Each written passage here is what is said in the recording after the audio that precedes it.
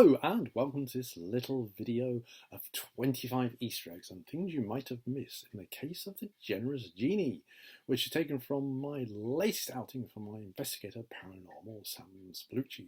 Now, before I carry on, please give us a quick like, quick subscribe, and you'll be able to open up a whole world of new videos for you, perhaps. I tend to do little things like this about once a week. They're not just about my books, they're about writing topics, local history, all sorts of things. So, why not give us a stalk, give us a follow. And also, before I carry on, I want to say a big thank you to all those wonderful people who help make these videos happen, especially my Patreon book club members and those funders for the Kickstarter who chose the option to have their name shouted out here, which is what I'm doing right now. So many thanks then to Gemma Innes, Paul Lewis, Debs McGowan, Roanna Escuff, Simon Brindley, and Lee Hardy. You guys are amazing. If you'd like a shout out on a future Easter egg video, well, why not consider joining my Patreon book club? Membership starts from £1 a month. All proceeds go to finance the publication of my books, and there'll be a link down below.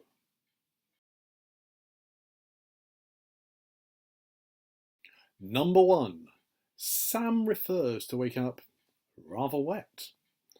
This is a reference to Ashra's angelic element being water.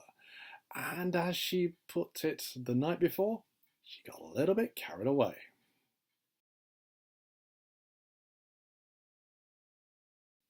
Number 2, supernatural mother.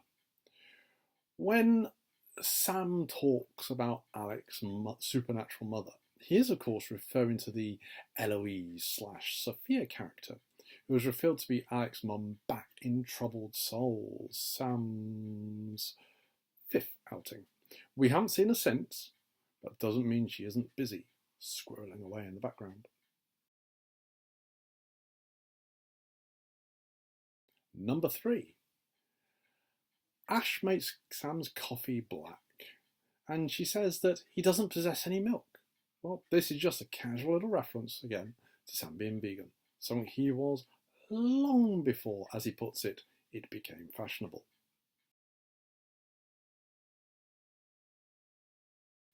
Number 4, crashing at Spliff's place. Now, the opening proper, so to speak, of Generous Genie sees Sam crashing at Spliff's place.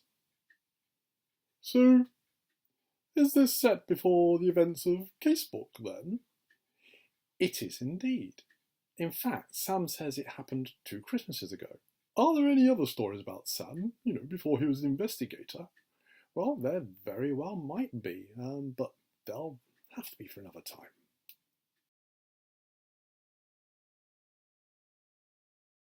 Number 5, Ivor Cutler. Second time for this one, really, because I've mentioned him in Bothersome Books Easter egg. So when Sam wakes up, Spliff is playing a track from the late great poet Ivor Cutler. I've been a fan of Mr. Cutler since I was a teenager, and it's one of my life's regrets that I never actually got to meet him. It would have been marvellous. He just seems such a lovely chap. Also, the extract being played is from A Life in a Scotch Sitting Room Volume 2, the same book that the owner of the Old Pier bookshop is reading in Bothersome Books. Well, that's a lovely bit of synchronicity. It is indeed, Shroud. It is indeed. Number 6, Dante. Yes, I know. You're a fan. Oh yes, he is very good puss, very good puss. In Spliff's flat, we see again just how biddable Dante the cat is for Spliff, whereas he absolutely hates everyone else. This is paralleling how he was really affectionate to Ashera in Bothersome Books. Yay, go Dante! Yeah, like I said, you're a real fan. No idea why.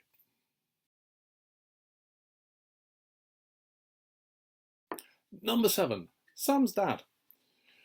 Sam says that his dad had always dreamed of having an engineer for a son. Yeah, Sam, I feel your pain. Mine was just the same.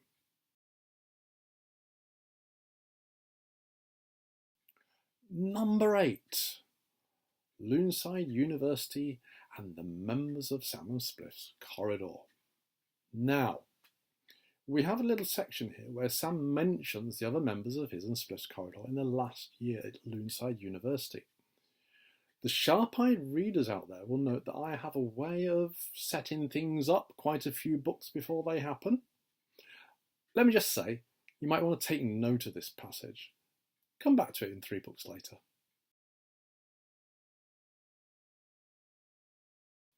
Number 9. Barrow View Farm.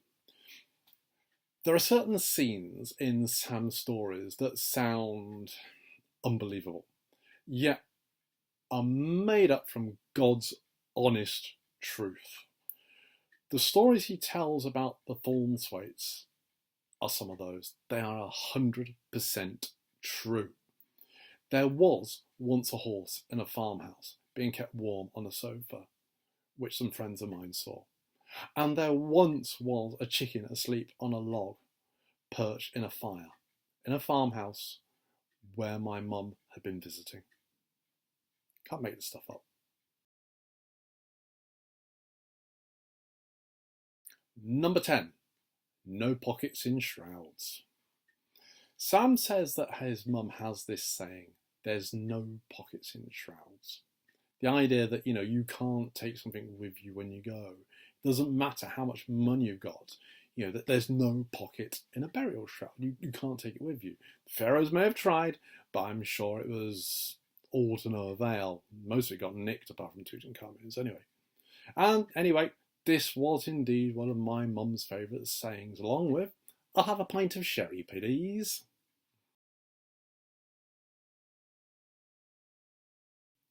Number 11. The difference between Sam and Spliff.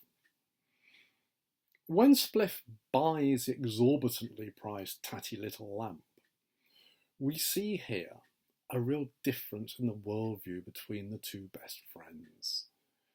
Sam is the pragmatic skeptic, whereas Spliff is the romantic idealist.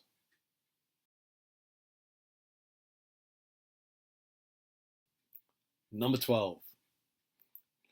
Perhaps you need to rub harder. I can't even say that without grinning. I just had to put this double entendre in. Oh, it's a lamp you're rubbing. Yeah. There's no way I couldn't use it.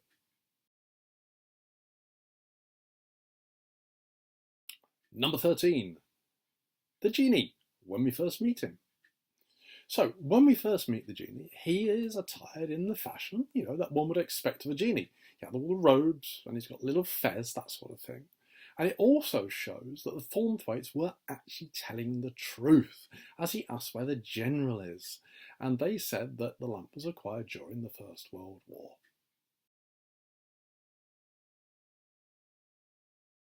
Number 14. The Genie again, but, is he based on someone? Every now and then, I have a habit of basing the physical looks of a character on a real life actor. To some extent, it's really handy because, they're there. I can search them up and, oh yeah, they look like that, and a good point of reference. But you never know. They might hear about it and decide to throw some money to the screen adaptation. Fingers crossed. So in Bloodline, Stone was actually based upon Chris Hemsworth. Here, the Genie is based upon the brilliant Stephen Merchant.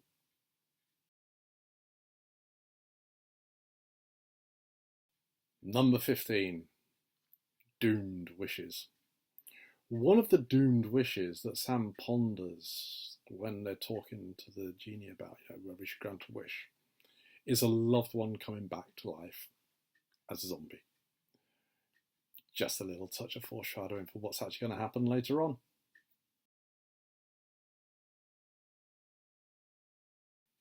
Number 16.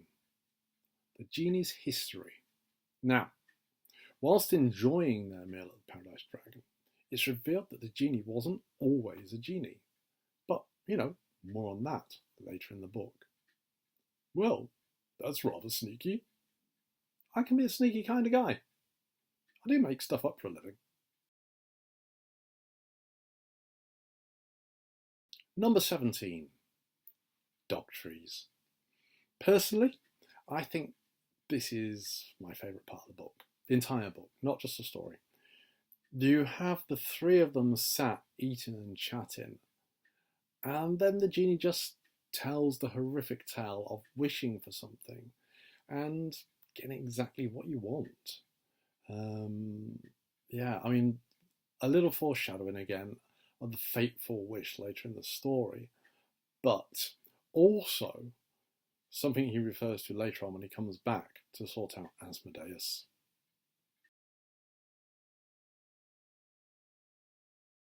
Number 18, different types of eating establishments.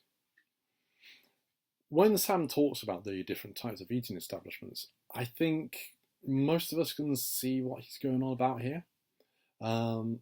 Let's face it, especially those who have worked in varying kitchens over the years. You've got the clinically clean, and you've got the, oh my God, I'm never going to eat there again.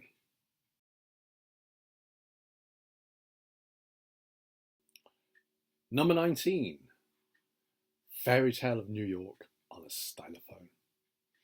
On the way around town, Sam and Spliff see a guy on Horseshoe Corner in Central Town playing a Fairy Tale of New York on a stylophone. I really, really want to say that I've seen this in real life, but sadly not. If anyone out there wants to learn this wonderful skill and send me a video, please do. I'll share it all over the internet. It'd be awesome.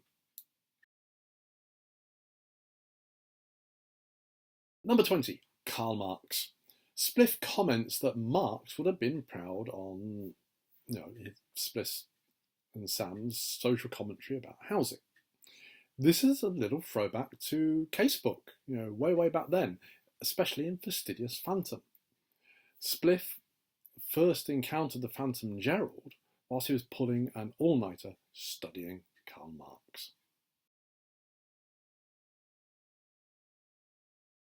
Number 21, Sam's Christmas Story. Now, Sam tells the story of one time that he visited Father Christmas and how the whole thing was ruined by the atrocious way that he and his family were treated due to his father's disability. Sadly, this is in part a true story. One Christmas, my parents and I went shopping, and the floor that we needed to go to was up an escalator. Because of his arthritis, my dad couldn't make it up the moving staircase. My mum went for help. We were escorted by a very taciturn security guard around the back passages of Western Faithful Shopping Centre, and it looked, for everyone to see, as if we'd been apprehended for shoplifting. No kidding, it was awful. It was demeaning and embarrassing. Now, things have changed since then. We have lifts for shoppers, and this is, as direct, thing for disabled access. But slowly, the rights for the disabled are being eroded away again. I hate to think that we will end up in a situation as it used to be again.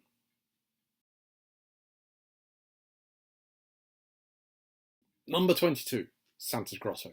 Now, the scene in the centre of Marketgate with Santa's Grotto was actually the first part of this story that I devised. In fact, I've had it bouncing around in my head for numerous years. It was originally going to be used as part of the Christmas story in Troubled Souls. I had this idea of Mr. Tibbles, the Dominion, morphing into Father Christmas and using him some way, but it just didn't fit. So I kept it and came back to it, used it here, and I rather like the way it panned out. Number 23, Granny. And here we have it. Be careful what you wish for. It could just end up horrific. Well, I wish I could have my tea time at 2 in the afternoon. Buddy, we both know you'd just be asking for it again at 5.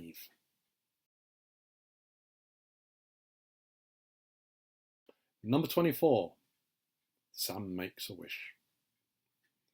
Finally, Sam gives in and asks for a wish to be granted to put everything right. This is setting things up for his confrontation with Asmodeus.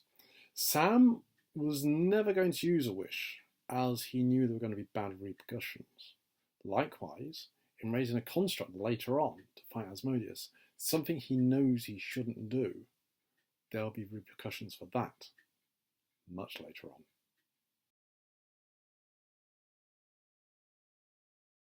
Number 25, the true nature of the genie.